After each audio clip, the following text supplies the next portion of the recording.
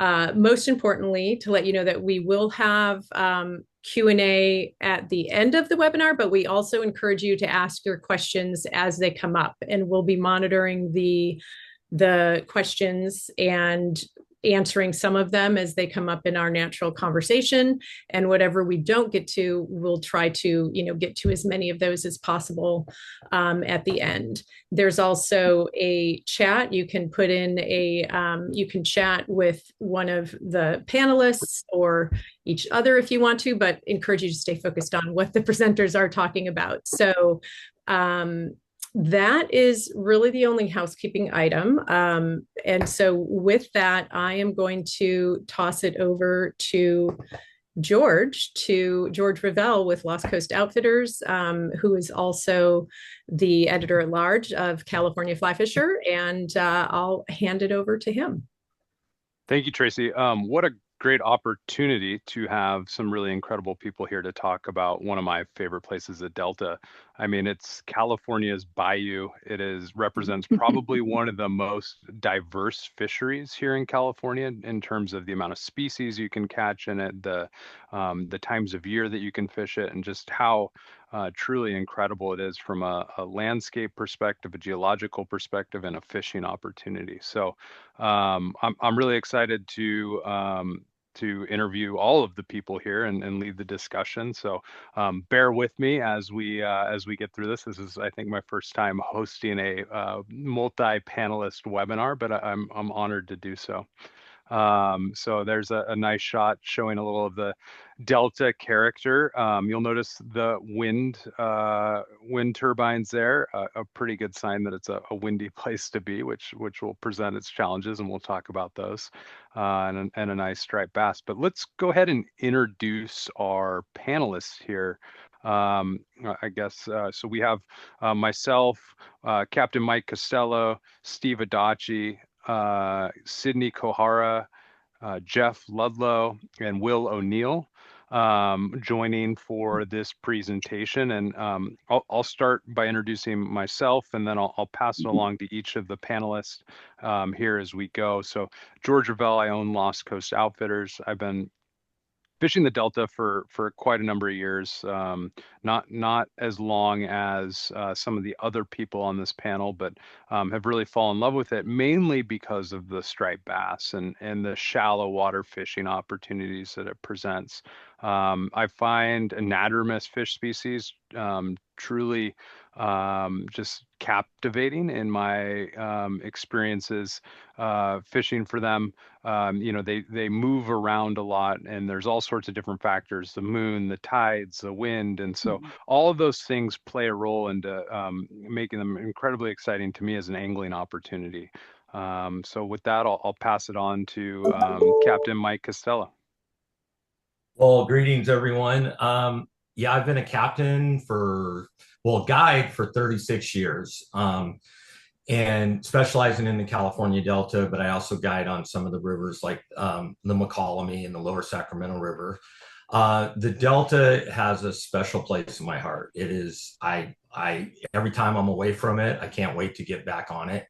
The clients have made it super special for me over the years to be able to hold trophy fish and to just the hunt every day. It's just amazing. One of the things that I tell people is what's unique about this fishery is you're able to experience saltwater fishing without having to travel very far, especially if you live close to the Bay Area. And the idea that you're not bouncing around in the ocean and getting seasick. It's an amazing place, and it's got so much diversity that I never get tired of the different bends, the different channels, everything. So it keeps me, even though I've done over 7,000 days of guiding, I still feel like every day is a new day. Thank you, Mike. I appreciate that. And Steve, Mr. Steve Adachi. Hey. Well. Yep, we got you. Am I on? Okay. Well, basically, I've been fishing with striped bass since I was about 4 years old. And I've fished striped bass every way you can catch them in the bay. That's live bait, wire line, fly fishing, spinners, spin fishing, spoons, poppers, surf, and the bay. I kind of grew up in the South Bay.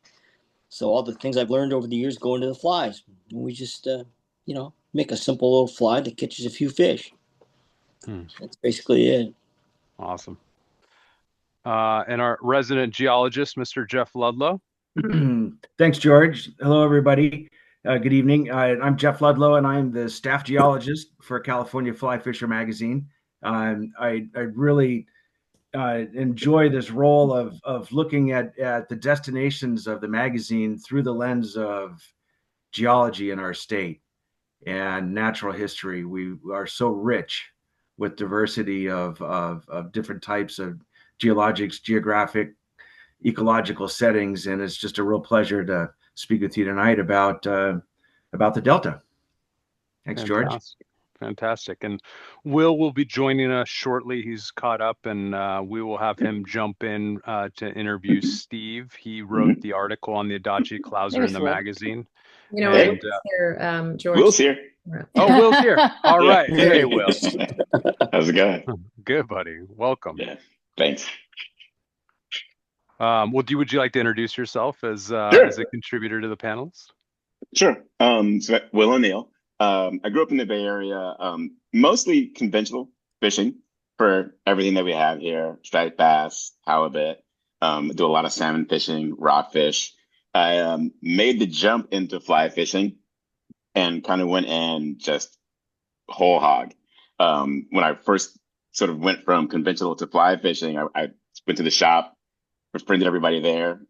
Steve was one of the early folks that I met there, and really did a good job of kind of like helping me get my feet wet with the whole fly fishing for stripers thing. And so like once I got the fly fishing bug, it's all I ever think about.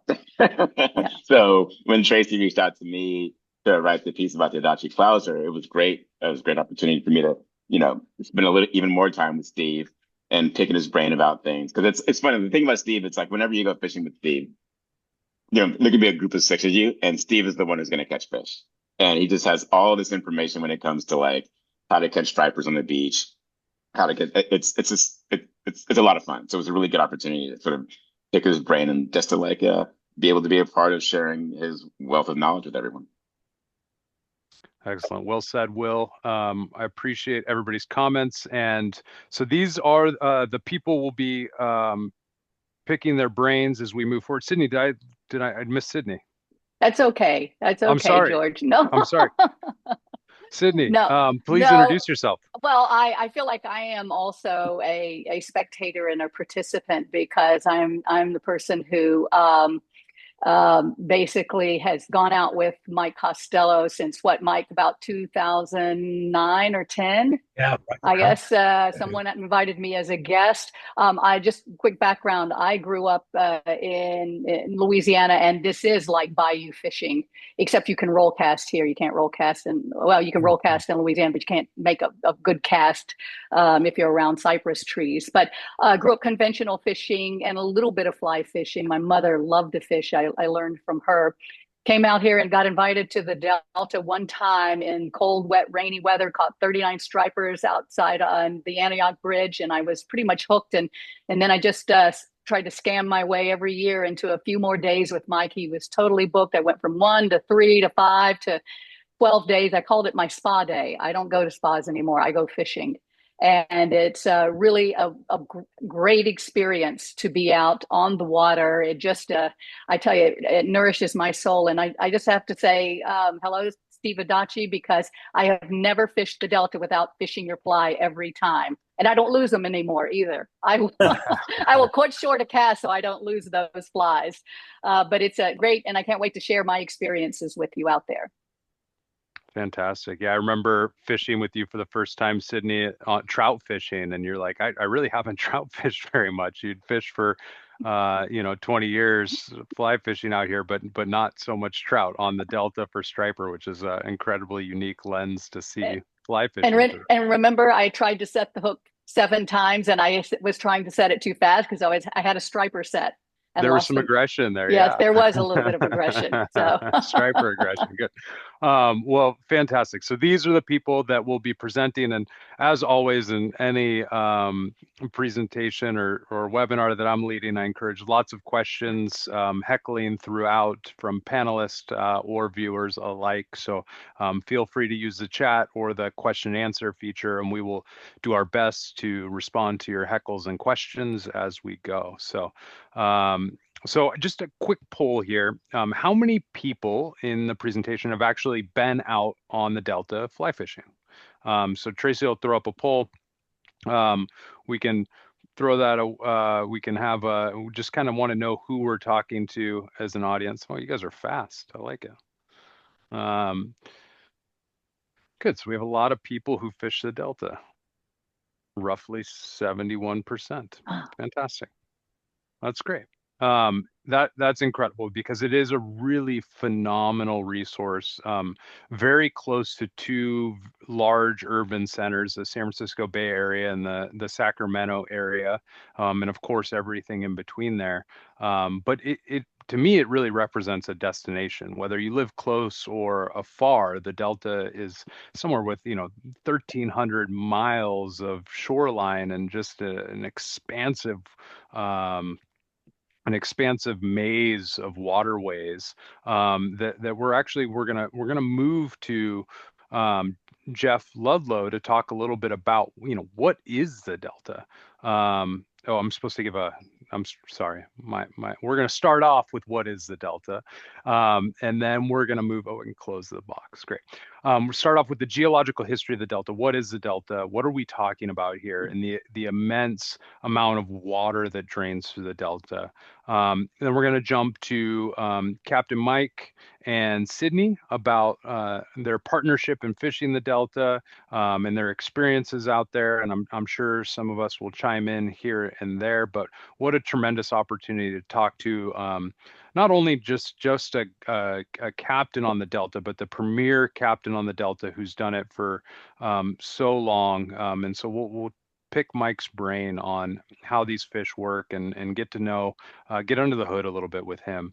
And then we'll jump to Will and Steve and talk about the Adachi Clouser. And, as Sydnie said, she's never not fished the Delta without an Adachi Clouser. So I know that's a double negative, but, if you're fishing for striped bass, there is a Adachi Clouser on the end of your line. It is far and away, one of the most effective flies. So we'll talk a little bit about the development of that, which I know was a partnership between Mike and Steve and just how that fly evolved to be what it is today.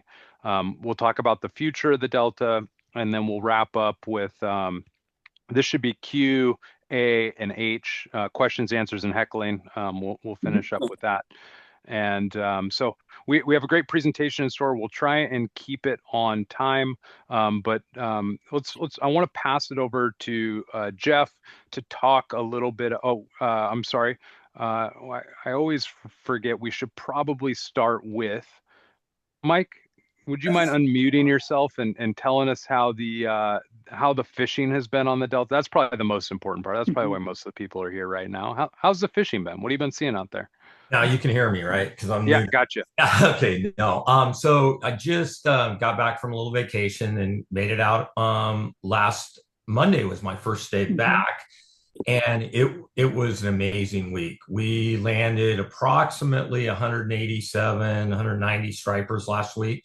The amazing thing was we had fish up to 22 pounds. I had some amazing topwater experiences. Wow. We probably landed 40 to 50 fish in that over 7 to 8 pounds. It was absolutely astonishing. And I was like, I'm like, oh my gosh. And I knew it was good because I had somebody report like, you need to get back here. It's really good. But I hate to miss good fishing. But overall, even for the whole year, like I was telling people that it's been an amazing. I keep a diary of every day I've ever fished since 1982, 83, something like that. It's just, I'm kind of obsessive with that. But so this year we've had more double-digit fish than we have since 2016. And so we're on par. It's still not what we see in 2008, 2004, 5, 6, 7, and 8. But it's been an amazing year. And then of course Sunday was a little off, and then the last 2 days, yeah, we got our 21, 22 fish. Had to work a lot harder.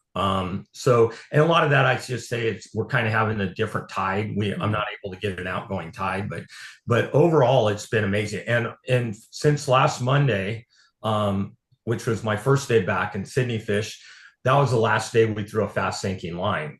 It was windy. It was a pre-front. We landed 13 10 keepers, came back, and we haven't thrown a fast sinking line since then. It's just been all shallow water and some of the coolest eats I've experienced. Just missed it, Sydnie. I know, but I'm going out there in a couple weeks. All right, got another spa day soon. All right, good. Well, fantastic. I'm glad to hear. It warms my heart always to hear of good fishing throughout the state. And I mean, fall on the Delta.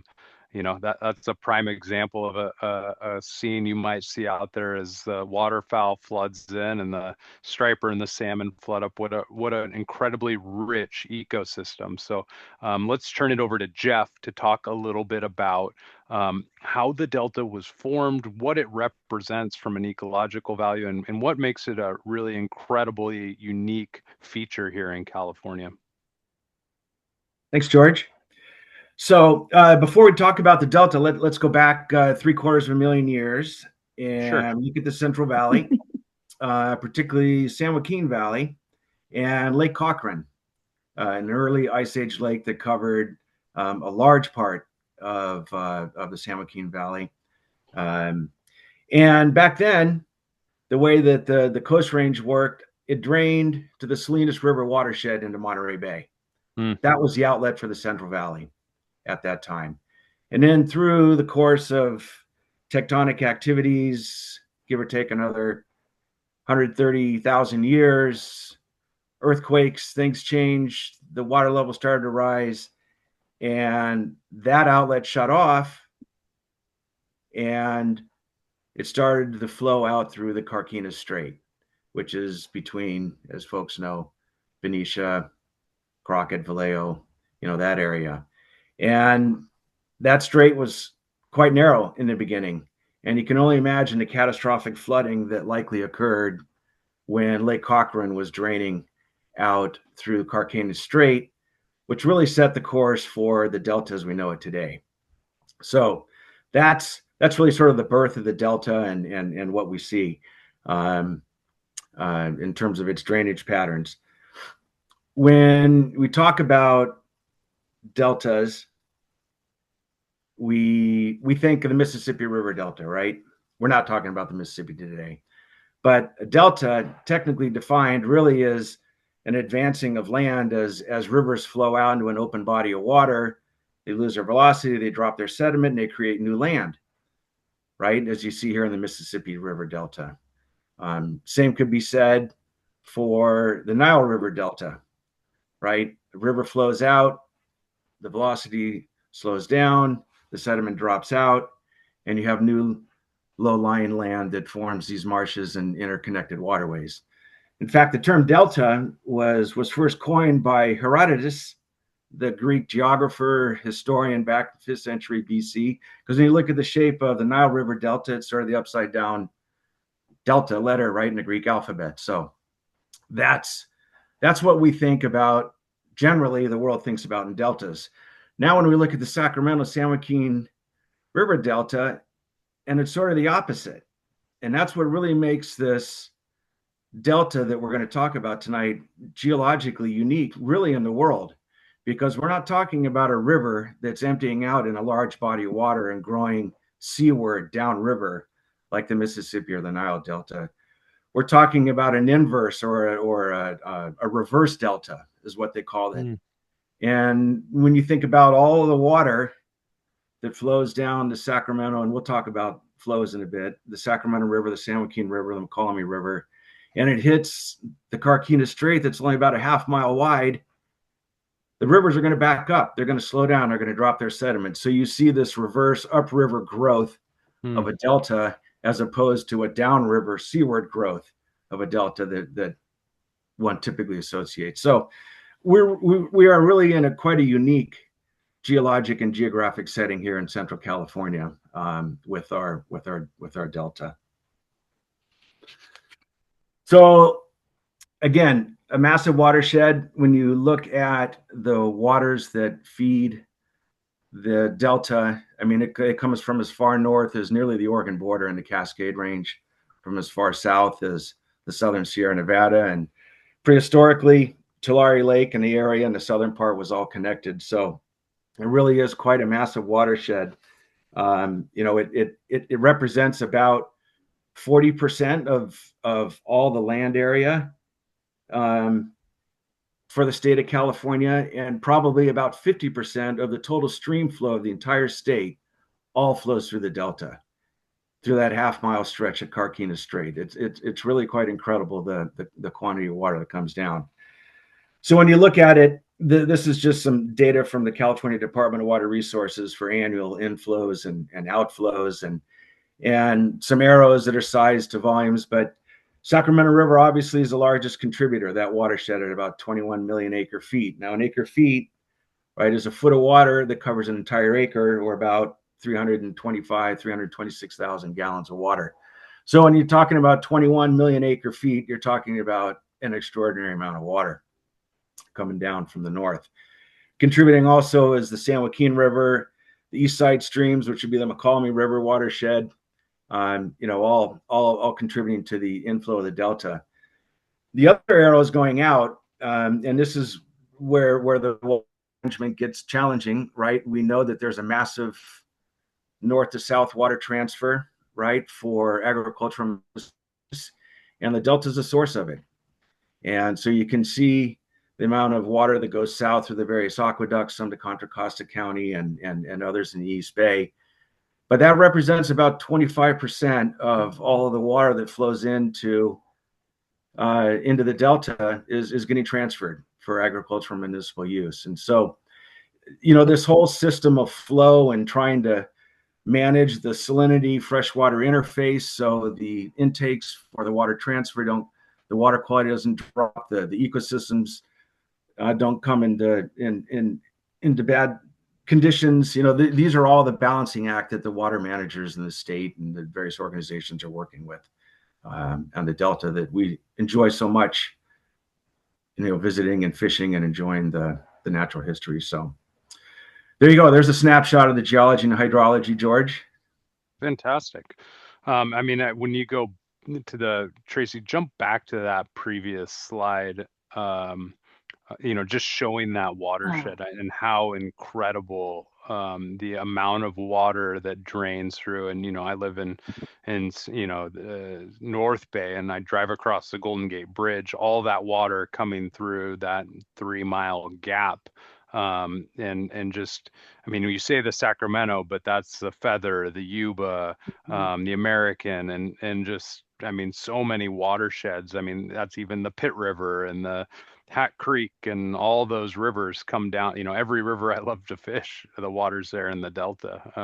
It's right. pretty incredible. It just blows my mind. That's the surface area. So striped bass were introduced to California, and I first learned about striped bass paging through my old family photo albums when I was a little kid, seeing my great grandparents and great uncles and seeing them with striped bass up in North San Pablo Bay. But I want to touch a little bit on the history of how striped bass got here. And so, Mike, I'm gonna turn this one over to you just to talk a little bit about the introduction of striped bass here in California and what that means today. Well, so in 1879, fish that were probably 3 to 5 inches long were transported by rail car from the Neversink River in New York area, I believe, or New Jersey. They were residents of the Hudson River fish. When you look at the fish that were brought out, they weren't the Chesapeake Bay fish. They were from the Hudson River strain, but they came out of the Neversink River. And, I think 134, 135 made it out and were dumped in, I believe it was San Pablo Bay, but it might have been the Sassoon Marsh, but I believe it's San Pablo Bay. And from the reports that I read, within 2 years, basically a fishery was established. And I think it's important to realize there was one other stocking of maybe 400 fish in 1881. And that grew what we now know as our striper fishery on the West Coast.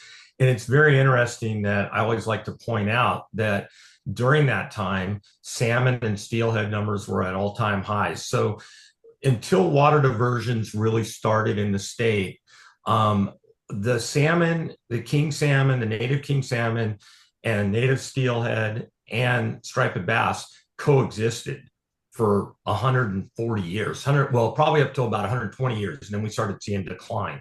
But it's a pretty amazing thing that these fish, sometimes they're not considered native, but they've been here longer than anybody's been around here. And they tried to establish a commercial fishery, and there was, I believe, a commercial fishery in the late 1800s, early 1900s. But I think it's also important to remind people that largemouth bass were introduced, smallmouth bass were introduced. The American carp were actually introduced before striped bass.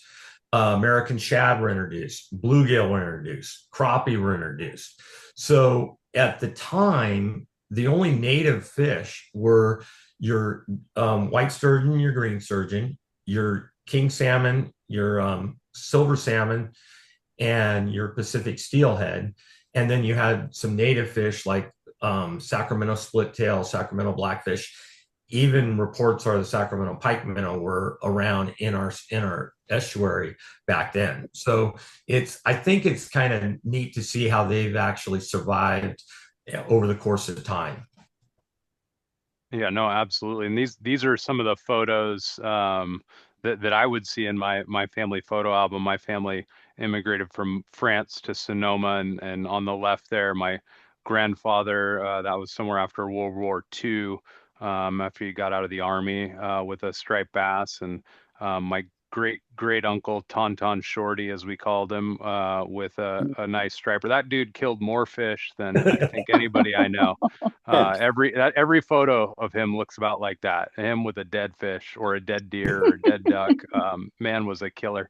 And then Bertha, my great grandmother there, getting ready to cook up, presumably either my grandfather or one of Tauntaun Shorty's striper there for dinner. So I love yeah. them. Hey, George, Yeah, one thing I wanted to, you see in those striper pictures, for years, the world record striper was caught off of New Jersey, and it was 72 pounds, 70 for years, and rod and reel record. And then somebody caught an 80 pounder out of Connecticut about 8 or 10 years ago. But early in the 1920s, 30s, 40s, and 50s, they found in nets, there were reports of fish in the 70 up to 80, 90 pounds. And so we had world record stripers in this fishery back 75 years ago. Oh, absolutely. And I think that these are eaten fish here. Yeah. Yeah.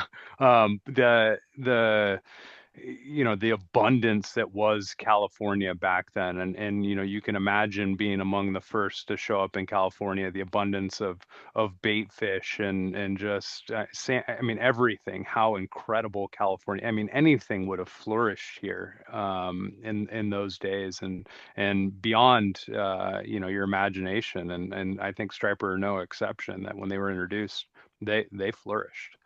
It's and absolutely incredible. So that's a little bit of background on the fish we're fishing for, the area that we're fishing. And now let's get into the nitty gritty. I know this is why you are all here. The early questions are already surrounding how do we catch more bigger fish? So we'll jump into some of those. But I want to talk a bit about I mean, Mike, what an incredible opportunity to have you, somebody who spent more time on the Delta than anybody I know, and have such an insight into this fishery. And I find it truly special anytime I get the opportunity to talk to someone who's intimately gotten to know a fishery in the way that you have. It's rare, and it's truly incredible the career you've had and will continue to have, taking people out and showing them a wonderful experience on the Delta. And so just talk a little bit about your office and what a day looks like for you on the Delta. Well, it's like I was said earlier, and thank you for the kind words, George.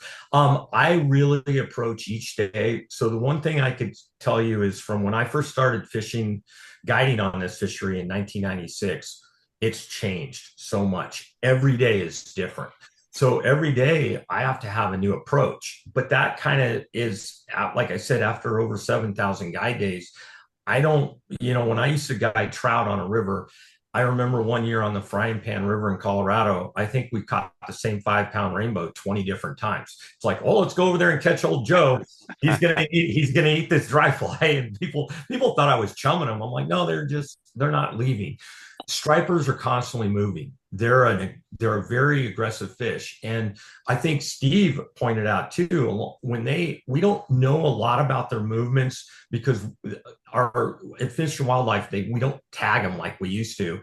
And they would find fish. And I think Steve, if I'm not correct, they would, on a certain tide, they would move from the Golden Gate Bridge up to the Highway 80 bridge. I mean, it was incredible on one tide. I mean, they would go on a 5 to 6 hour tide, they would swim.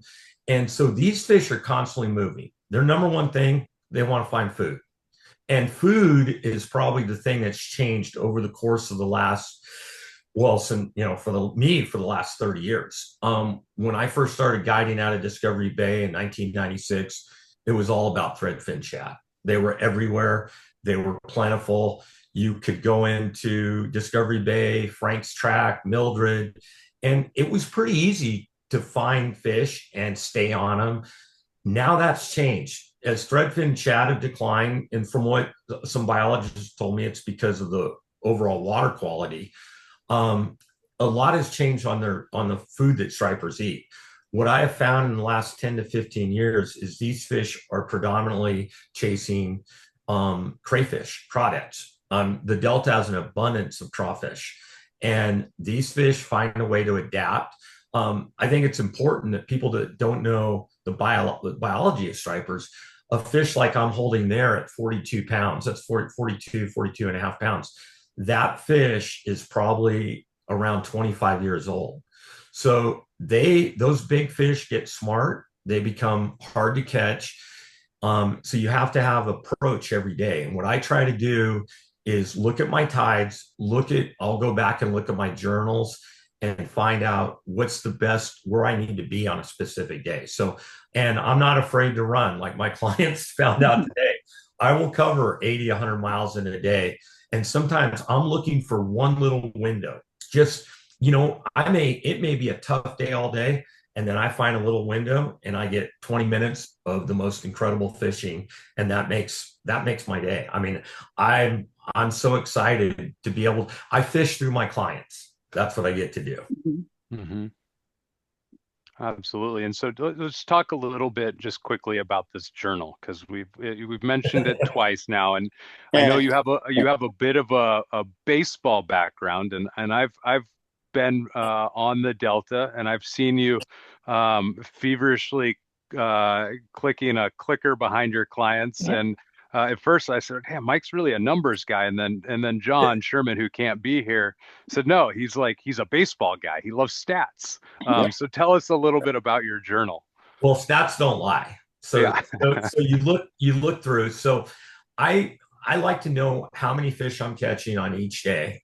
And and on the slow days, it's really easy to remember. Sometimes I'm looking at my counter and I'm like, oh my gosh, yeah, well, I already knew we were at 3 or 4. But, when you catch sometimes 80, 100, 150 fish in a day, but looking back, what I can do with that data is I can go, okay, in April, the late April at this time, the most keepers we ever caught was a fish over 18 inches, was 114 fish. So, you know what? I want to be in that general area where we caught those fish at that time. Even the big fish, people stumble on the big fish all the time in the Delta. People go out and they'll be, oh my gosh, I got, a 30, 40, 50 pounders are very rare. The picture you're looking at right there is a 49.5-inch fish with a 32-inch girth. The length and girth said it should have weighed 58. This fish we boga grip, safely released. It was 47 pounds. Still today, that's the biggest one. I've seen a few 50s, but when I can go back and look at my journals and go, I need to be at this spot. And big fish, I can honestly say, don't happen by accident. They happen because you're fishing areas where big fish where big fish go to feed. So I'm constantly, sometimes we'll be catching a lot of fish and I'll tell my clients, you know what, I got an area, we got to go right now. It's going to be a perfect tide for this spot. And you have a shot of catching a 20 or 30. Now we may strike out at that spot, but it's like, I like to go out and throw just go do it and throw caution to the wind and say, hey, you're not going to catch fish like these if you play it conservative. You're catching a bunch of 3, 4, 5 pound stripers and you're going, it's content. It's unbelievable. But I'm like, you know what? We need to go here. I think there's some big fish. So the journals help me water temperature. I constantly, a daily journal would be, I usually do it at the end of the week. And I say, so today would be like, fish the West Delta with Paul and Dave. And we landed 21, 13 keepers, found some fish up to 6, 7 pounds, but we really never got into the big fish. I think I missed my tide window that was happening later at night. And I'd say water temperature was 65 degrees. That's what would go in my journal. And that's why I have volumes and volumes. I print them out and I also put them on a disc, or I'll say them on a flash drive now. It used to be the disc, excuse me. But I keep all that data because sometimes it comes in handy. And sometimes I'll be like, oh, you know what? I'll pull up on my phone and I'll have like 2018. Oh yeah, you know what? And clients will go, Mike, I go, yeah, we caught 70 fish on this day. We need to go here. So it just gives me a good idea of what I want to do. Yeah. Absolutely. And you've written a book, right? And you have another one potentially in the works? Yeah, well, I've written 2 books. I wrote the book Fly Fishing the California Delta. Sure. John Sherman did photographs. Mm-hmm. And that was back in 2009. And so much has changed since then. So I have the book completely done, the new book, but my publisher kind of, he decided to retire. So John and I might self-publish it this next year. And then I also have a children's book I wrote called Where a Trout Calls Home, which is loosely based on the Stanislaus River, where I kind of had stripers and rainbow trout and steelhead and salmon all interacting in this unique environment. But it's still, that book is still I still have copies of that book, and it's kind of geared towards young kids, but adults will find it interesting. Yeah. No, absolutely. We've got a copy in the shop. And so I just wanted, Tracy, I mean, 2 very incredible fish there. If any of us touch a striper like that in our lifetimes, we would be extremely blessed. You had some good fishing, and you mentioned, fish over 20 pounds. Fish over 20 pounds is spectacular fish. But what have you been seeing in terms of these larger fish roaming around in the Delta and migrating through in the last couple of years? Well, 10 years. Going back to my data. So real quick, and I'll try to do this. I'm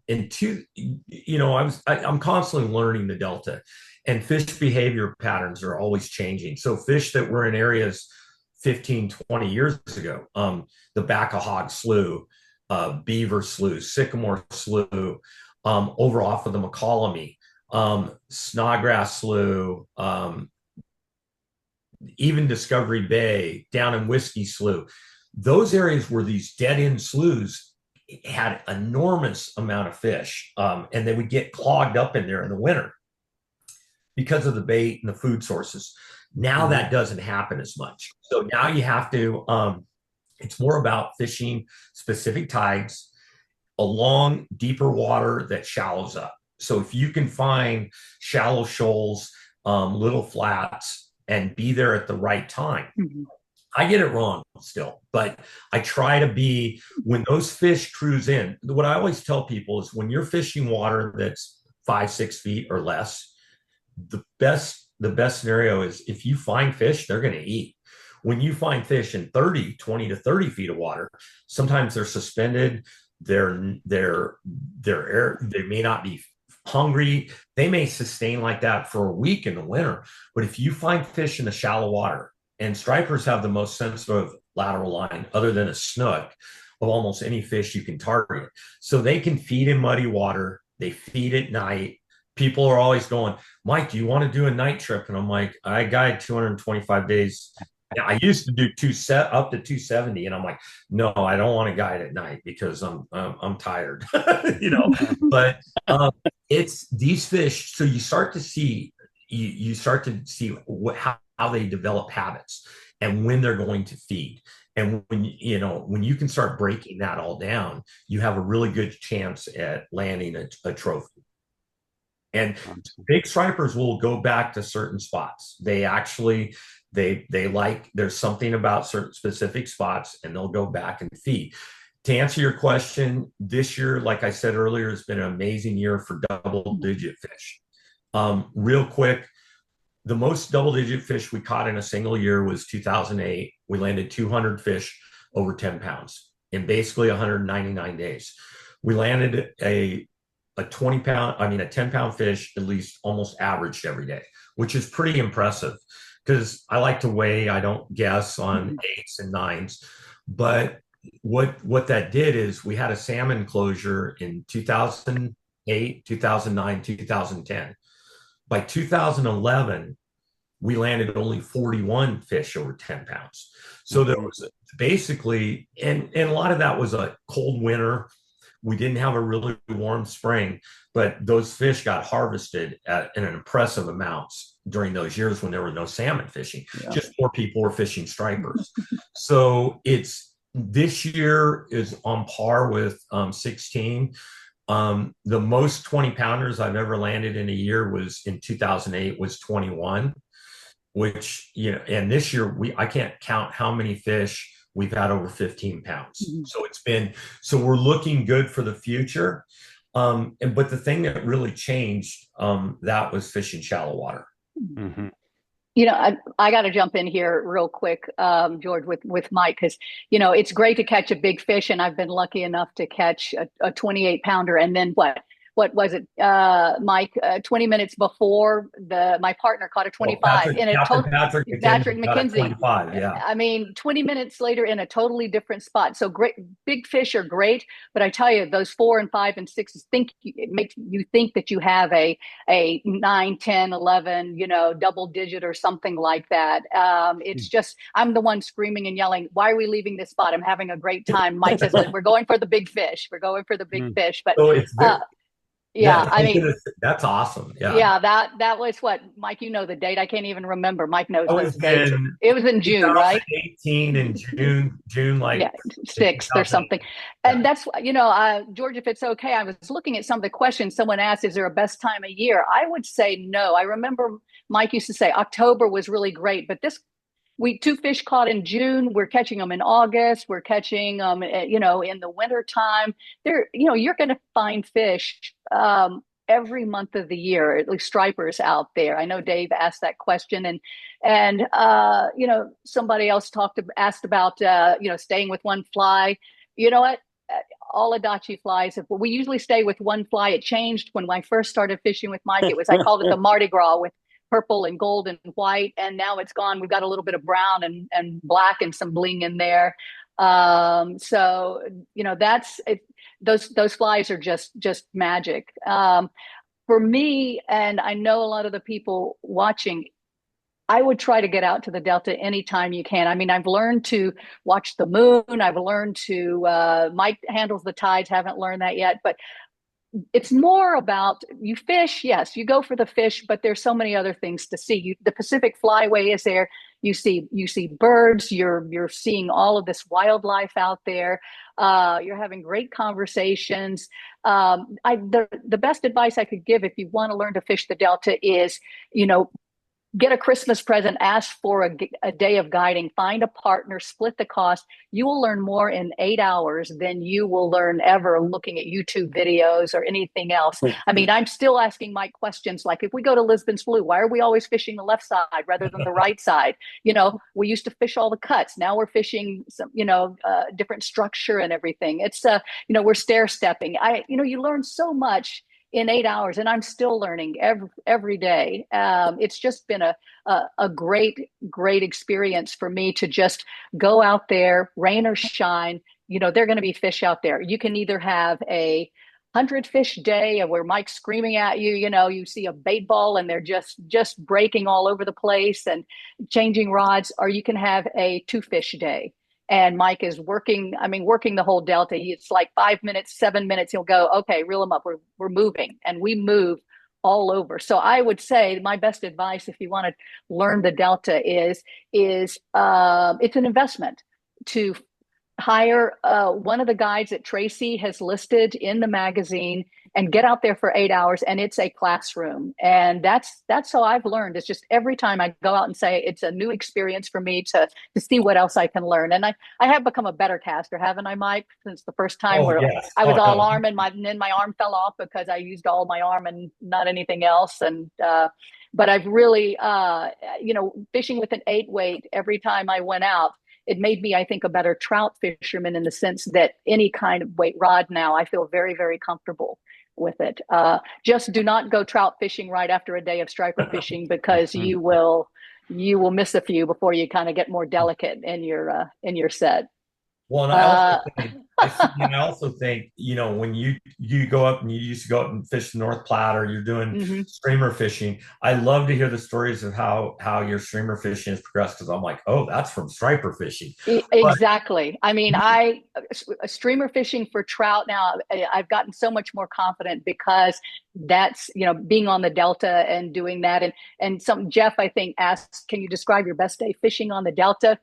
I always loved our Christmas days because we usually caught a lot of fish, and my partner Murray Lowe used to bring he brought so many chocolates and things, and I'd bring mulled wine, and we'd be fishing and having a great time. But best day fishing was probably one of those days. I remember telling my partner, I said, last month, I said, it was really slow. I don't know, we'll see how it goes. I was so just down about it. We got out there, and it was just the craziest topwater day ever. I mean, it's just, he said, you got to go home. I said, no. And we were both out just forcing him to stay out there. And it was wonderful. And those days keep you going. But, I hooked 13 fish, Mike, or you hooked some too. So we only had a 13 fish day a week ago, Monday. But I mean, those fish were 4 or 5 pounds, and that was fine for me. I had a beautiful day. It started raining. It was just wonderful to be out on the water. So I hope everyone gets a chance to get out there and try it. But again, do yourself a favor and invest in a guide for at least 8 hours to just learn the waterways, learn the technique, the flies. It'll be the best money that you ever spend. One thing I was going to add to that, Sydney, is this year, and I don't know, my clients and I are all getting older, so we're kind of like, okay, it's been, are we getting weaker, or are the stripers getting stronger? Yeah, I was thinking the same thing. And this year, I have been, over the course of July and August, I personally got taken into my backing probably 9-10 times. I bet you in those 2 months with clients, we got taken into our backing by 30 times, and some of them were 6-7 pound fish. So this isn't like the old days when we'd be in the back of these sloughs and you'd go, oh, it's 15-pound fish, and you could just strip them in. Now it's like, oh my gosh, you better have a reel with some adequate backing and line on there. So okay, Mike, we have to I want to hear Steve Adachi, because oh my God, I'm so happy to actually see you in person, because those flies have just been magic for me out on the Delta, and I really want to hear about just sort of the tactics and things like that, and the fly. That's I don't even know any other flies that I would fish on the Delta. There isn't one. I do have a couple more things before we jump on to the Adachi Clouser. So, as Sydnie will attest, weird things happen on the bayou. Mike, what sort of what's a memorable moment or something strange that's happened to you on the Delta? We've been out there roaming around. It's always strange. I mean, there's going to be some weird things. You're going to see some weird people sometimes. Yes, I have found a dead body and I have rescued a guy in the middle of the Delta. But this was 2 years ago in May of 2023. It was down by the Antioch Bridge, and I saw this little critter flopping out in the middle, and we thought it was a pelican, and then we're like, no, maybe that's something. It looked like a hawk or something, and then I'm like, oh my gosh, he's drowning. And so we went over there, and I had my GoPro handle, I had my light pole, and I put him out there. And this was a fledgling great horned owl that had obviously didn't make it to his flight path, and it crashed into the Delta. We brought him up. You can see in the look on the left that he's a little surprised. And then we went over to Big Break because we're like, what are we going to do with this bird? You know, I'm like, I called Fish and Wildlife. Nobody took my calls, and I'm like, oh my gosh. So we went over, and we're looking around, and this guy who worked in one of the boat repair shops goes, oh, I'll take him. And I'm like, yeah, I bet, you know, little Al's going to be dinner tonight. No, he goes, I'm going to take him to the Stanislaus Bird Refuge. And sure enough, and then he sent me a picture, and this owl made a complete recovery and was living there. And now I don't know if he's been released in the wild or not. But I thought, you know what, of all the things, from seeing deer and coyotes and everything, this was kind of special. It's always nice to save a bird, and anybody that's been in the Delta gets to experience it. It's pretty amazing. I think the only thing you don't want to see is a sea lion as you start fishing. No, and I've almost lost my hand a couple times to sea lions, and where I used to thought they were cute and cuddly and little fur balls. Now I get a little upset when I see 15 or 20 in a day. So I love it. They're not my friends. They're not my friends anymore. And then just kind of two other questions here that I want to pose to you. One is in the journals, and we talked a little bit about moon and things like that. Have you gleaned any information surrounding moon phases and obviously they're related to tides, which is probably the most direct result we see from the moon phases, but anything you've gleaned there on the moon phases? Well, yes. On a new moon and a full moon, you're going to get two highs and two lows. So you're going to get your best tides on the new moon and the full moon. That being said, probably for targeting big fish, and this came from legendary bass angler Bobby Barrett, he always liked those 3 to 4 days leading up to a full moon. And I have found that is still one of the best times to catch a trophy striper, is right those 3 or 4 days leading up to the full moon. That being said, I have caught big fish 2 days after the full moon. In fact, this year, and I'm like, oh my gosh, we're not leading up to the full moon, we're after the full moon, and these fish are still feeding. What Sydnie mentioned really quick about our old client who passed away, Murray Lowe. Murray would never fish on a full moon. And even with trout, going to Japan in search of anything, he always hated a full moon. But I'm like, you're going to get a window. You're always going to get a little window in there. And so, you can't catch fish by staying home. And that's what I base on my moon phase. Absolutely. And then this one comes with a compliment from Mr. Solis. He says he loves your hair, but he also would like you to describe the first fish you caught on a fly. Oh gosh. Okay. So Jeff and I have been best friends since we were 5. He started the San Diego Fly Shop. We grew up in San Bernardino, California together.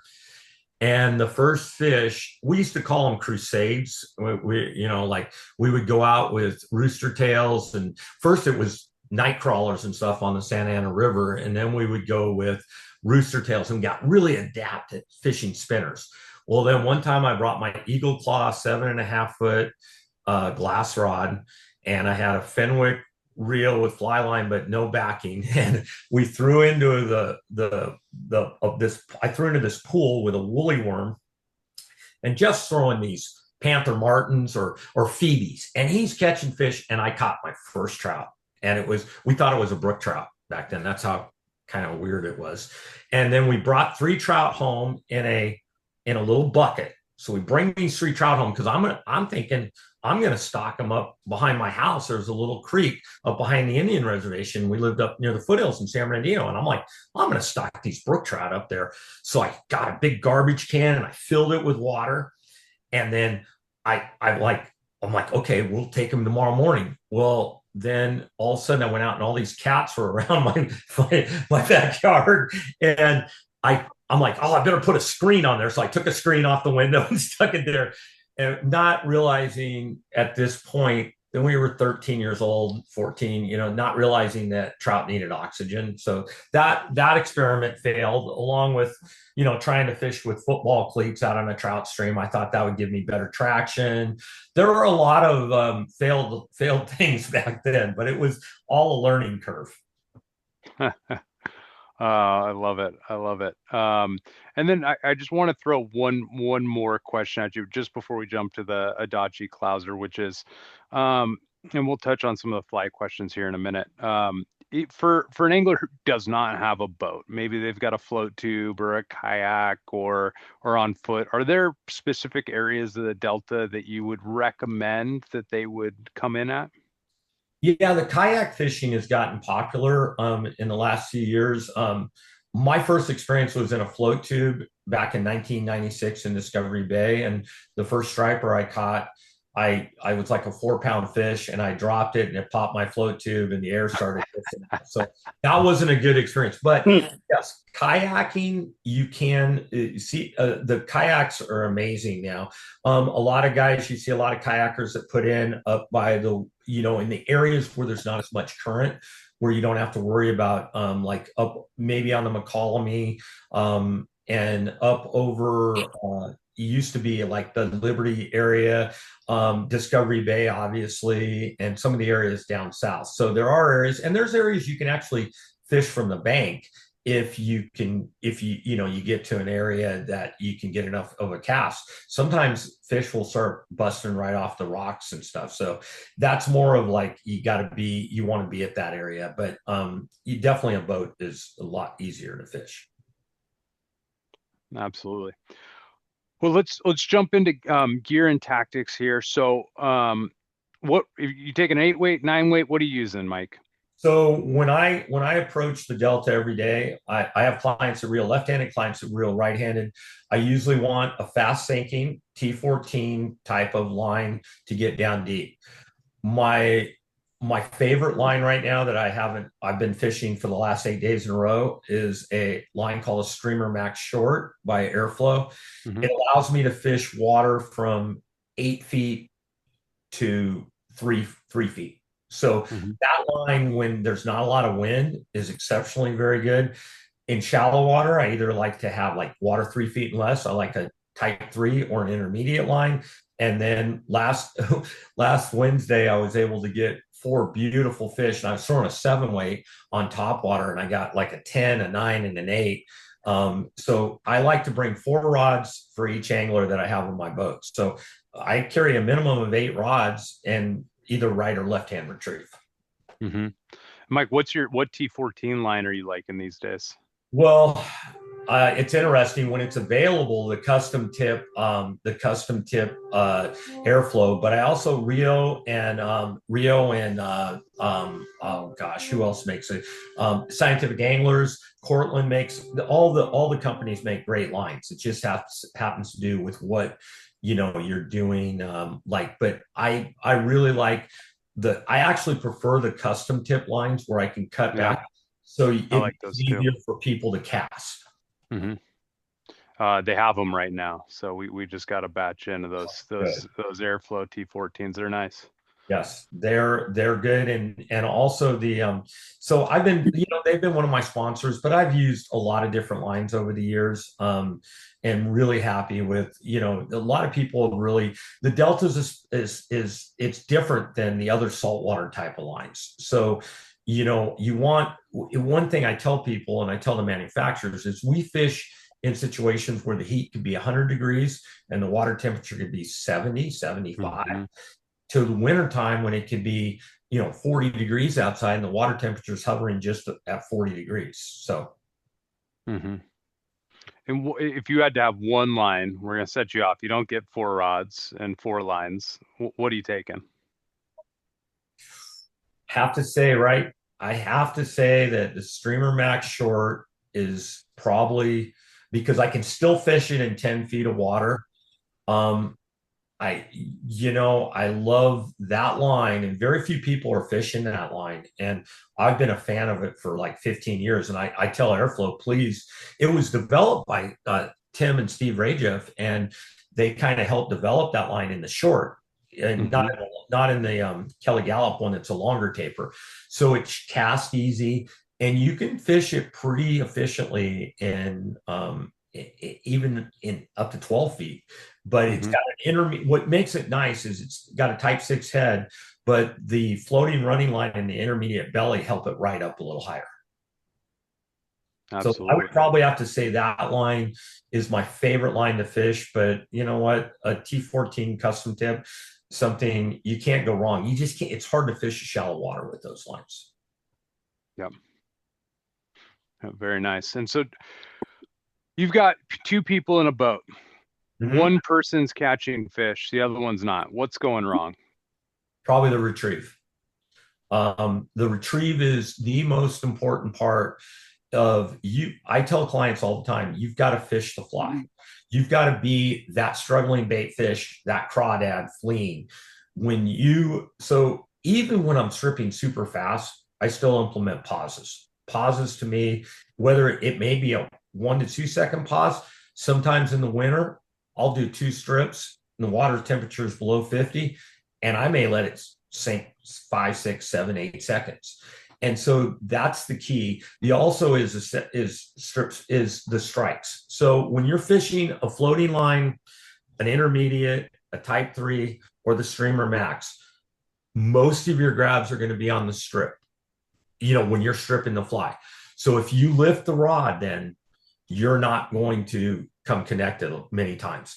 When you're fishing T14, you've got a belly that comes down and that's connected to the fly. So you've got an intermediate running line and then a fast sinking line. When you strip and you pause and a fish takes it on the drop, sometimes that you may just get that one tick.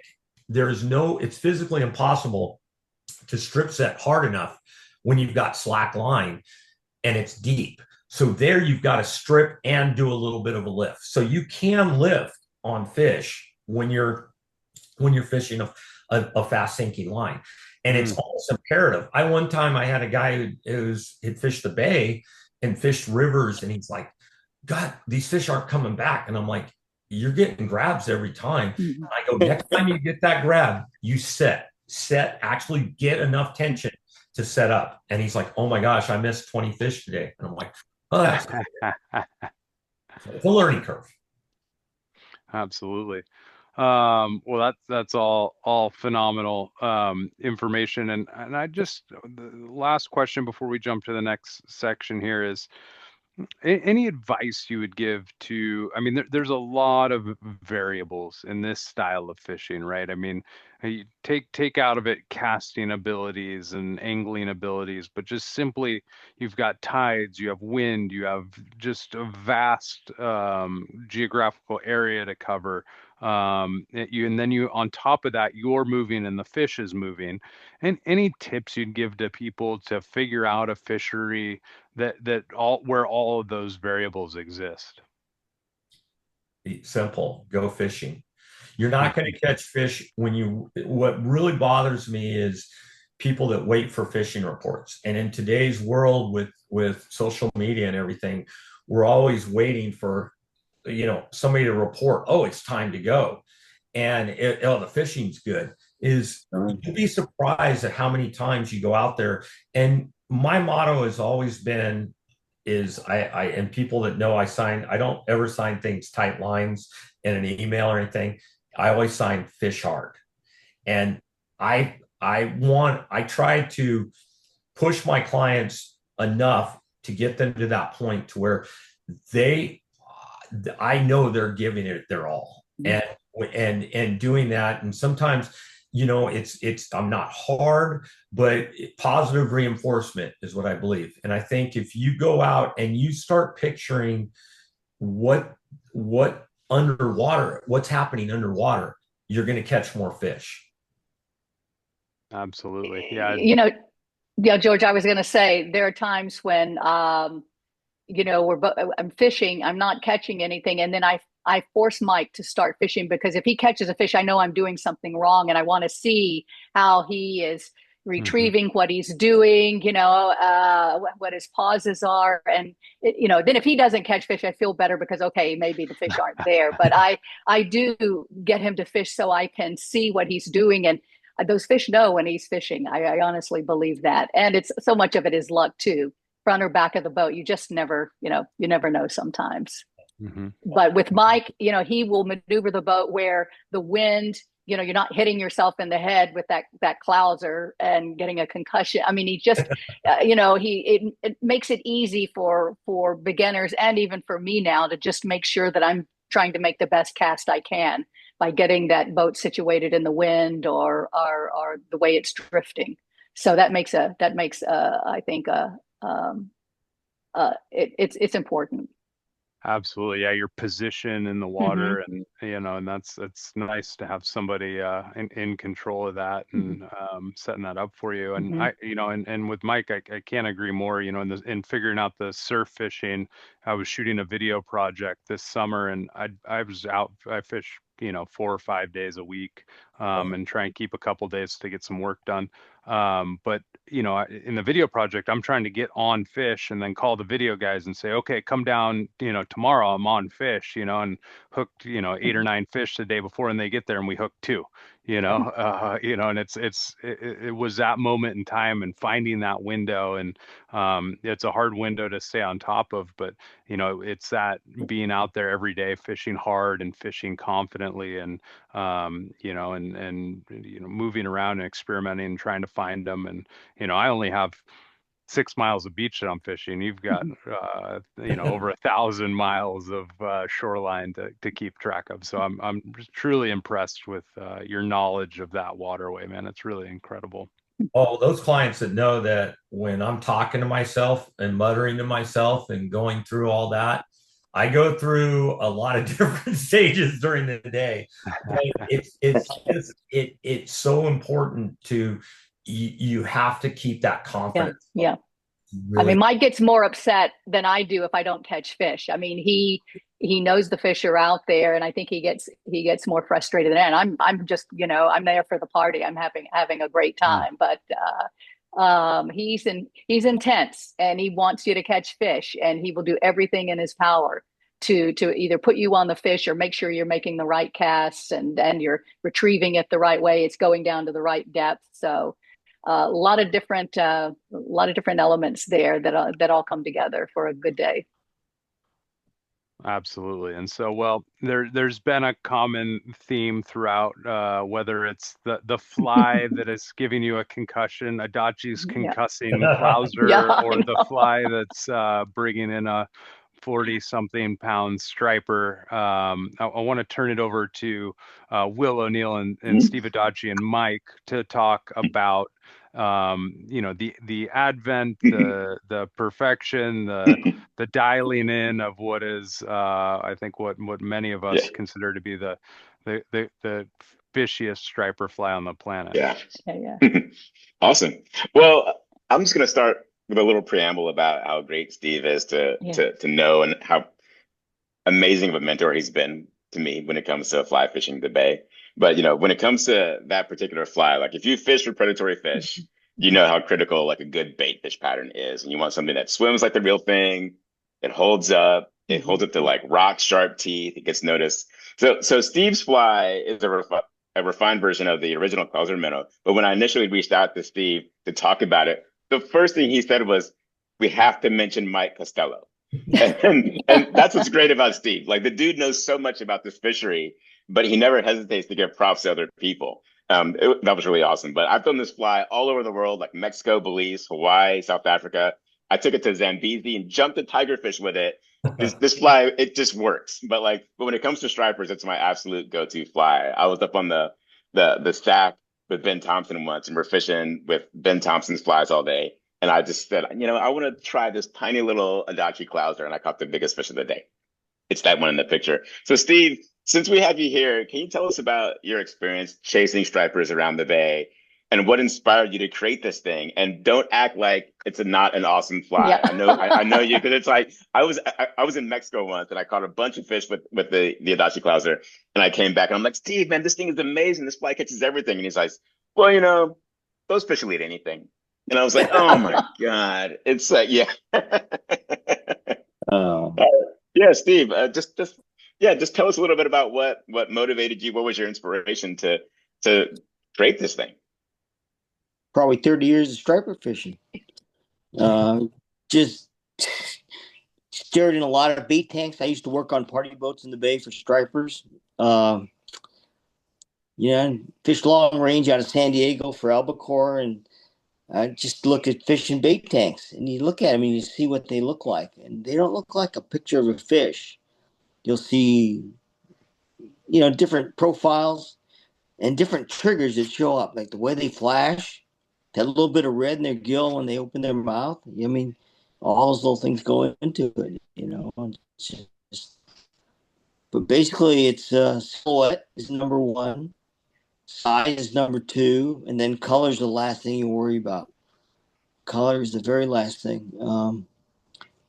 Like Mike was saying, striped bass they have a great lateral line, so they feel these flies going through the water. So you want enough bulk in the fly to displace water, and the rattle helps there too, because it makes noise.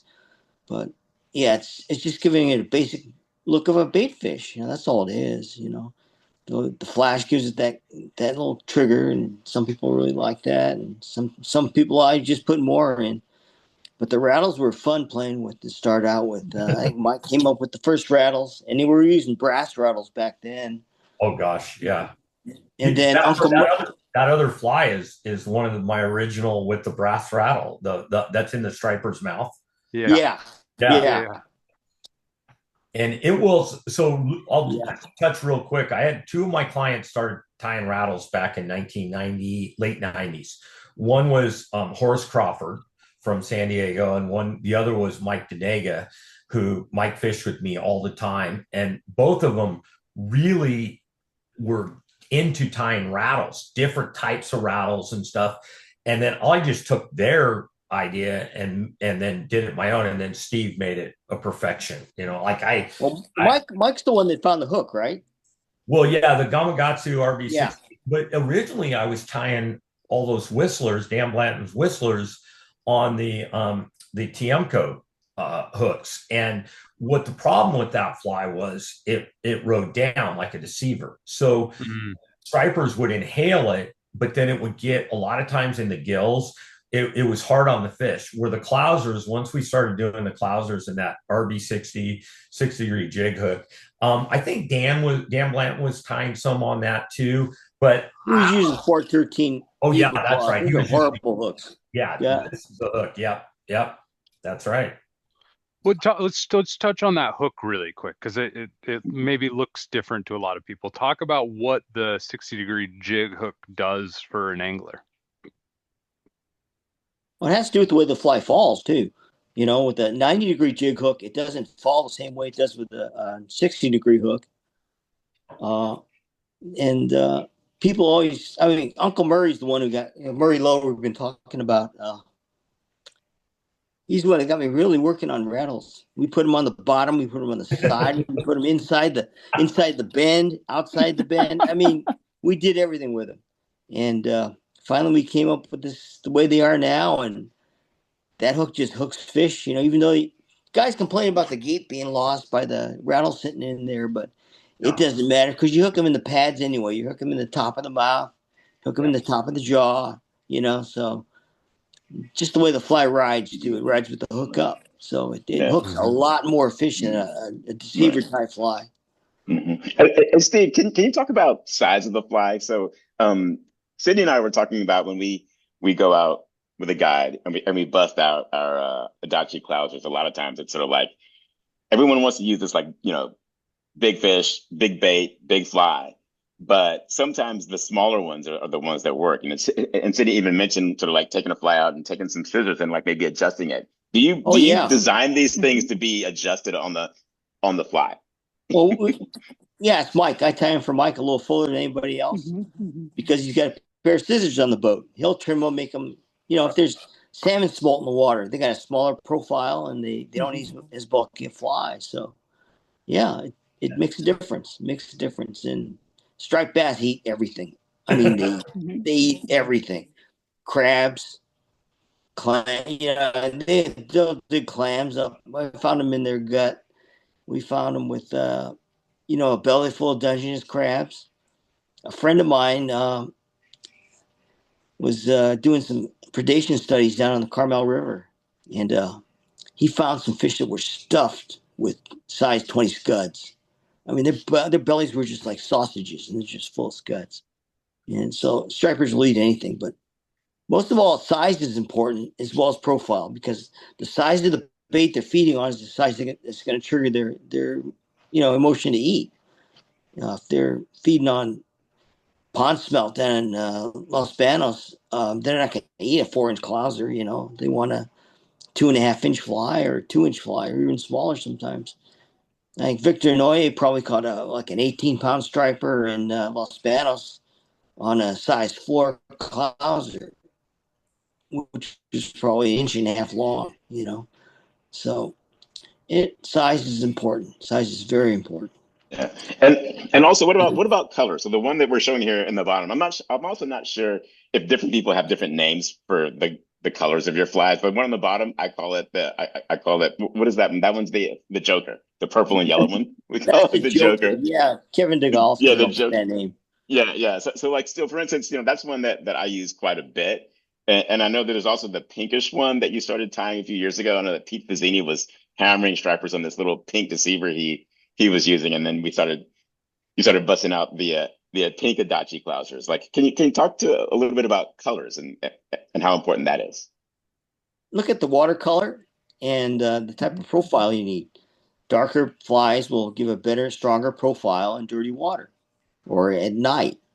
At night, we got a totally black fly we fish, just 100% black. There's no other colors in it. And in the daytime, look at the way the sunlight hits the water. The aquamarine colors work out really good when the sun hits the water right.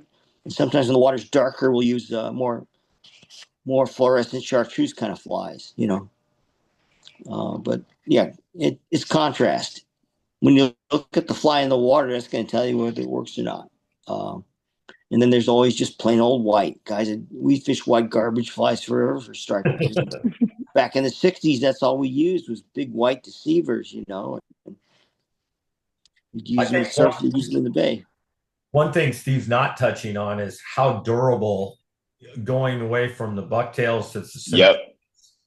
I mean, I'll catch 170, 180 stripers on one fly. I mean, it's just amazing. That was my next question as well. They're so sturdy and they're just so tough. And there's all these rocks and these fish. They're hammering them all day, and you can just sort of rock this one fly forever. Well, we've been using a lot of epoxies in the way that we do the bodies and the flash tails, and the eyes are set in with epoxy too. So you'll end up with a fly with all the hair gone, but the eyes and the flash will still be there. They'll still catch fish. Yeah, we have the issue in the sand and the surf where the whole bottom part of the fly is rubbed off, and just so grinds them off. You're just left with the top. Yeah. Tim Frop sent me a couple flies. He got like 6 or 8 dozen fish on, and there's no white left on those flies. It's just the green on the top. That was it. Yeah, well. What's the secret to the eyes? Secret? There's no secret. You just tie them down. I don't know, buddy. I've seen a lot of eyes tied down, and I've seen your eyes get tied down, and there's a Yeah. difference. This is type This is how epoxy. this is how It's a, Steve is. He's like, you know, it's no big deal. I just tie him down. It's like, come Yeah. on, man. I think Yeah, people mine realize spin around the hook like this, and yours don't move no matter how hard I twist on them. well, you use a slow setting epoxy, super slow setting epoxy, and use monofilament thread. So with the monofilament thread, the epoxy soaks all the way down to the hook, and you can take a pair of pliers to them, but you can't rip those eyes off. You just can't move them. So, Is but you tie them down UV tight too. just as good? No, it doesn't work. UV, the light doesn't penetrate to the hook, so it won't set. Yeah. It's like a Let's jelly see. bean. Yeah. Yeah. Oh yeah, like a jelly bean. Yeah, it's hard on the outside and it's soft on the inside. So Yeah. Yeah, Steve, doesn't work. could you get a little bit more specific about the actual hooks? Some people are curious about, you know, the hook number again, Gamamatsu. Gamakatsu. Gamakatsu. Yeah. Exactly. The Gamakatsu. Which Well, actual hook is it that you're using? the rattle flies, we use a 5941 with a flat eye Okay. jig hook. Okay. And then Yeah. there's a 270, and there's a new replacement for a 270, but which is a straight eye jig hook. But they're all 60 degree. And Okay. I tie them down to size 2 and all the way up to 4/0. The guys on the Sacramento have been using some really big hooks. I mean, Chuck Reagan, you know, Ben Thompson. I mean, Ben those guys, Thompson. Yeah. they're throwing 4/0. You know, I mean, those are big, bulky flies, and Yeah. yeah, you got to duck when you throw those Yeah. things, man. Yeah, Ben has you out there like all day throwing these monster flies with like this 9-weight, and like by the end of the day, you're just ready to die. Your shoulder is you're just hurting. Yeah, The but back of your he head has catches little big bruises fish. on it.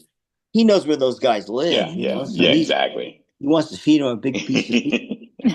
We found them with split tails sticking out of their mouth, you know, and so like a 14-inch split tail trying to swallow one of those. I've caught stripers in the bay here on Coyote Point with 12 to 15-inch jack smelt stuck in their throat. They're pretty. You'll hear them out there at night too. I love fishing at night because you'll hear the sound of the fish like, you know, and it's so exciting. They're out there and assassinating jack smelt in the middle of the night out there. So it's fun fishing, really fun. But I mean, you guys awesome. most of these guys don't fish at night, but Yeah. I grew up fishing at night, and we used to fish the PG&E plants in San Francisco. Mhm. I worked at a bait shop called Modern Bait and Tackle, and the store would be open till 7, and we get off at 7, get some dinner, go to La Taqueria or something, get dinner, and then wait till it gets dark, and then you go out there and sneak out to the PG&E plants in the city at night, and sometimes you get shot at, but they never hit you, so it was okay. It was a lot of fun. It was a whole lot of fun. Awesome. Thanks a lot, Steve. Sure. Thank you for all of the great memories and several heartbreaks I've had on your flies. That's what an incredible fly. I feel absolutely confident every time I chuck a 4/0 surf brown into the ocean that I'm going to land a monster. So thank you for tying them for us. You got to tell them about that fish that straightened the hook out on you. Well, that's one of the heartbreaks. Yeah, you can't land them all, man. They tease you. So, well, I want to jump into from here, kind of the future of the Delta, and what the Delta looks like for you, Mike. What do you see? What are you looking forward to? What are you dreading? What is the fate of the Delta? Well, you know what, when you look at in time and you look at, I've been here fishing this water for 30 years, and you talk about an evolution of thousands and thousands of years. We have some of our best fishing during drought years. Obviously, high water years help. We just got done having amazing water in 23, 24, and 25, the winters.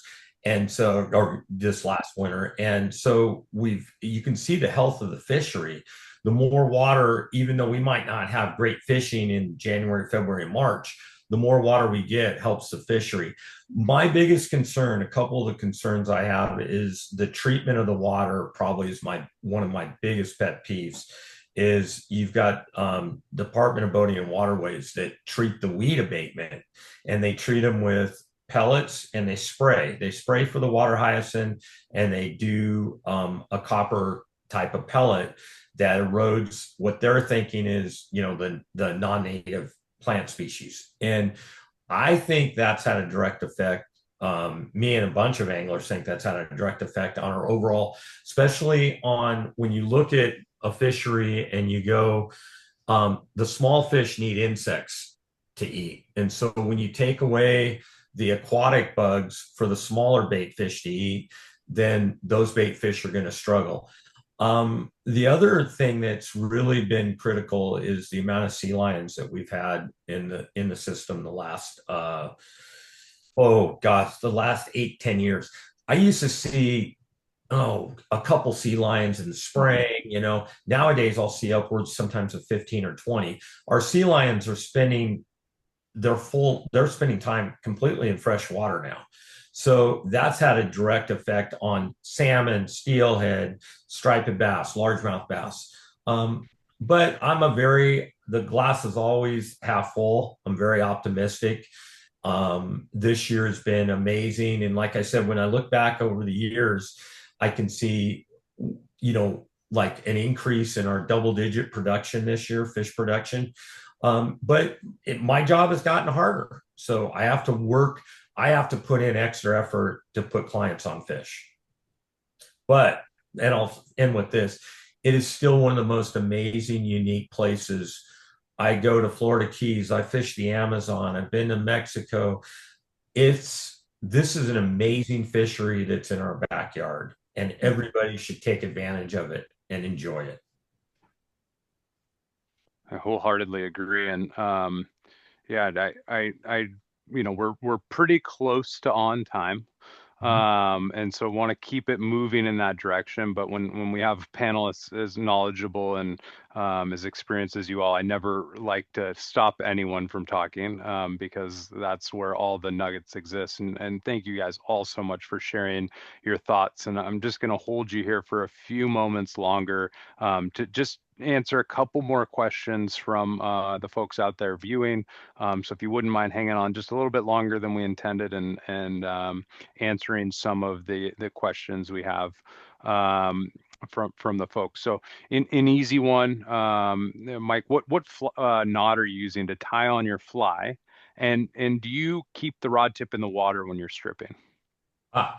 So I use a non-slip mono, which is I like a loop knot when I'm tying on any of my flies. And we didn't even talk about leader, but I like to go with a 40-pound butt to 20-pound. I've gotten to the point where I use mono more because I like to stretch, and then I do a non-slip mono loop. I put the rod tip in the water when I'm fishing a fast sinking line, especially if I'm fishing deep. When I'm fishing the other lines, I like to fish my rod tip just above the water line. And often I will see the strike before my clients feel it. You'll see the line jump. So we call it the piano wire syndrome. You see that line and I'll tell my clients, oh, you just had a grab. And they'll look at me and go, huh, how'd you know that? I'm like, I'm watching your line. So it's important to watch your line. I think when you can get it close to the water level, especially if you're doing long pauses and stuff, you'll be more sensitive. But when you're fishing the shallow water lines, it's better to have it right at the surface, just above. Very good. This one's for Sydnie. Any funny Mike Costello stories? Oh, Mike, let's see. Mike, the only thing I can say is I always laugh because men never ask this. Women always ask, well, if you're on a boat for 8 hours, where do you go to the bathroom? And when you fish with a guide for a long enough time, we've just got this system. He goes to the back of the boat, I go to the front. We figure it all out. but I do have to say the funniest story about Mike is I brought one time, remember Christine, I brought a friend who really had never, she said she fished, she didn't fish, and got out there, barely threw it. What, Mike, you got her out to 10 or 15 feet, maybe 20 or so. I mean, Yeah. anyway, she wound up catching more fish than I did. I mean, those stripers would just follow it back to the boat, and she would catch fish. But I've taken people who've never striper fished, and within an hour or so, he has them getting that 8 weight, that line out there, and catching fish. And you know, that's those are the best stories I have of Mike. I mean, just we've developed a great friendship, and I know the drill, and I love to bring people who've never fished before, and he works with them, and I'm just in the back of the boat enjoying myself. But he's quite a character. I've learned a lot about getting my hot flies unhooked or where to fish. It's just been a wonderful, wonderful experience. So I don't have any good ones, Mike, on you. I hear them from other people. Hmm. Oh, that's great. And then another question, and then we'll kind of finish it out with a final question for each of the panelists. Mike, is there anything to be learned from sort of what the striper experiencing their native environment in the East Coast to what they're experiencing here, and whether it's in terms of conservation or as a fishery? Is there anything that you've sort of gleaned or think about in that way? Well, I barely fished the East Coast a few years ago. I was waiting in the out of Chatham on out of Cape Cod, and I went and I got to catch stripers, in their native surroundings. So I was surprised. One thing that I was surprised are that the 17, 18-inch fish, 19-inch fish I caught didn't fight as hard as our fish. And I was like, oh my gosh. And it could have been water temperature and stuff. But the one thing is, when you study the East Coast fisheries, you have to look at, like I said earlier, the Hudson River fish stay really in the Hudson River drainage, where the Cape Cod fish travel from northern tip of Florida all the way up to New Brunswick. I mean, it's amazing. Our fish, the fly rod record was caught on the West Coast, was caught on the Umpqua River, or in Coos Bay, was 67 pounds on a fly rod. So these fish used to travel. Sometimes they'll wind up down in Southern California. Sometimes they'll wind up, north in the Northern California areas. But the one thing I feel like we don't do is we don't study them enough. So I would love to, our old friend Murray Lowe used to bring out a guy who would put tags on fish, and he would tag tuna and everything. The problem with tagging fish is you need a transponder, or that tag has to come off the fish within like a year. And I just don't think we know enough about, I wish I could swim with them for a while. Wish I could, I always talked about, I wish I could speak fish language and find out because some days they disappear. They'll go sit on the bottom, and in the wintertime when their metabolism slows down, they will sit on the bottom and you won't mark them. And then there'll be a little window in the day, and all of a sudden it's like, oh my gosh, did those stripers just show up? No, they probably just came off the bottom to feed. So I just think there's so much we don't know enough about these fish out here that I wish I had more answers. And that's the guy who fishes for him over 200 days a year for God knows how long. So we'll keep striving. The sort of the last question I want to leave the group with is, Jeff asked, is there a place like you want to fish that you haven't fished yet, and where is it? And Sydnie, we'll start with you on that end. You mean Delta-wise, or anywhere in the world? Anywhere in the world. Where are you going? Oh gosh. What's the bucket list? I still, bucket list is still New Zealand and South America. I mean, I'm just learning more about, I didn't know anybody else who fished when I first met Mike. I knew no one. And now through Mike and through Cal Trout, I have just met this amazing group of fishermen, and I've been to Alaska. I fish for bonefish in Belize. Baby tarpon. There are just so many things I want to do, but I think New Zealand and South America are definitely on my list somewhere. Very nice. Mr. O'Neill? Yeah, I think the one fish that I keep thinking about a lot are golden dorado in South America. I really want to make that happen, and I'm sure I'll bring some Adachi Clousers with me. Big ones. Mr. Ludlow, you got to unmute yourself. Yeah, George. Well, so from the Department of True Confessions, I would love to fish for stripers in the Delta someday. And why? Well, we've been hearing about it for the past 90 minutes. Mike, I think you're probably my next phone call. Right. I've fished for stripers in the coast and in the bay, and I love steelhead and trout fishing. But boy, I'm itching to fish with you shortly. You need to call his Sydnie. She's the one who has the days. Mike has no control over it. Jeff, I'll get you out there. Thank you. Mike? I don't mean to sound like cliche, but I've had an opportunity to chase giant tarpon, permit, bonefish, caught peacock bass. The golden dorado would be very interesting. Steelhead, it's all amazing.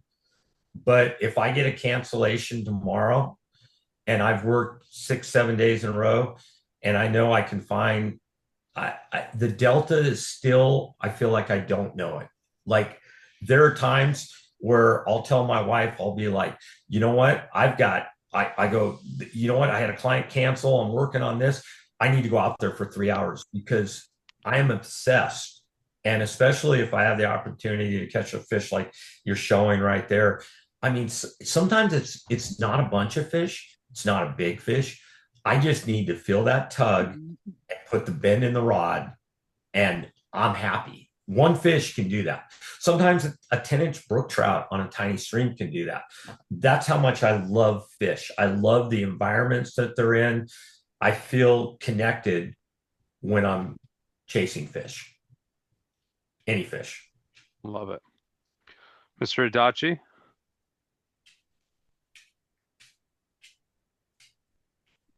You got me now? Yeah, we got you. Okay. Any kind of fish anywhere? What are you doing? Oh, back to Florida. Yeah. That is the most amazing fish I've ever caught. You see a 140-pound tarpon jumping at the end of your line. It is, there's nothing better. Nothing better. I've caught billfish. I've caught marlin, sails. But it's the whole game. You see the fish. You got to make a good cast of that fish. You got to get that fish to eat. It's an amazing fishery. So that's the top of it, I think, right there. It's the best. Very nice. I don't know. I've never fished in New Zealand, and that's probably. Let's go, George. I'm in. I have plans in November. I'm going. I'm making it happen. So it's probably the top of my list right now. So, there's one more question that I thought was fascinating that I wanted to ask, and I think it would be enlightening, is just the life cycle, which we didn't really touch on, of the striper. So let's start from the egg. Mike, go. Yes. Okay. So what's amazing about these fish is stripers, when they spawn, the egg incubates within 48 to 72 hours. A small fry is born. It needs to be in fresh moving water, preferably between 60 and 65 degrees. A 12-pound female can deposit as many as 200,000 eggs. They lay their eggs on the surface. And so what happens is it's called a rock fight when this occurs. A female that's full of eggs, males will start coming up and putting their dorsal fins. They want to get her to release the eggs. And when this happens after a spawn, you'll notice a lot of fish will have battle scars. They'll have sores underneath their belly. Within 48, 72 hours, a small tiny embryo is born. And within 6 months, you have a 2, 3, 4 inch fish. So it's amazing why these fish are so sustainable, why they're so healthy. They can survive in polluted water to some cases, from high water of as warm as 75, 80 degrees to as low as 40 degrees, salt water, fresh water. So the stripers do their spawn in the spring. I've seen them spawn as early as early February and go as late as June. So that's basically and they usually go during high water years when we got a lot of rainfall. They'll go further up the rivers to spawn. In low water, they spawn more down in the delta. They'll actually spawn in areas where as soon as there's fresh moving water, they'll do that. So sometimes on a cut, on an outgoing tide, you'll see fish that'll line up to spawn.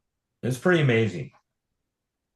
Oh, that's killer. And then they're spending their time as juveniles in fresh water, or when do they get called to the salt? That's where we need that's a hard one, because I've seen in salt water, I've caught 4 or 5 inch fish down closer to the bay. And I'm like, okay, this fish, obviously that's the $1 million question I keep trying to figure out is how are these fish locate, how they distribute themselves from the saltwater to the delta. And I'll end with this is back in the day, we used to see stripers would come in the fall out of the bay, and they would winter over in the delta. And then when the rivers came up and the rains happened, they'd go up the rivers to spawn. Then they'd come back, spend a little time in the delta, and then go back in the bay. And then they'd be on the beaches in July and August. Now we see fish that come up in July and August that will go back down to the bay. And I think it has to do with food. It's wherever that food source is, they're going to follow. Mm-hmm. Mm-hmm. Well, fascinating. I know the attendees really appreciate it. There was a lot of appreciation for all of you joining and sharing your knowledge and experience on the Delta here. And so just a huge thank you to the panelists, and an even larger thank you to Tracy, who we only saw at the very beginning. But Tracy, thank you so much for organizing this and everything that you're doing with California Fly Fisher Magazine and the community of fly fishing. I know it was a huge lift to put this all on, but thank you to everybody who participated and the attendees. Yeah. Everybody. Thank you, George. Thank you, George. Thank you, Tracy. Yeah, thank you, Tracy. Yeah. All right. Thanks for all those that attended. We plan to do more of these. So stay on the lookout. Awesome. Thank you, everybody. Have a great evening. All right. Thanks, everyone. Bye-bye. Right, see you on the Delta. All right. We'll see you guys. A couple of weeks. I'll be there. Yeah. All right. Bye. Bye. Bye.